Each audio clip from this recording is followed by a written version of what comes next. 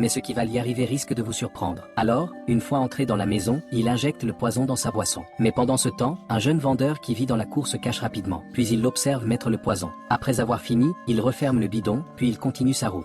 Mais le jeune le suit aussitôt, et ce qu'il va faire risque de vous choquer. Alors que le monsieur appelle son cousin pour qu'il s'asseye et discute, il veut en profiter pour lui faire boire la boisson. Le jeune vendeur se rapproche rapidement, puis il échange discrètement la boisson, et repart se cacher pour observer. Plus tard, le monsieur sort de la maison avec son cousin. Alors il s'asseye, puis il lui tend immédiatement la boisson. Et il lui dit, voilà, bois ça, je l'ai envoyé pour toi. Son cousin prend la boisson et boit immédiatement. Pendant ce temps, le monsieur ne fait que parler, puis il lui demande encore de boire. Il insiste, et lui dit, continue de boire, je reviens. Alors il se lève et entre à l'intérieur.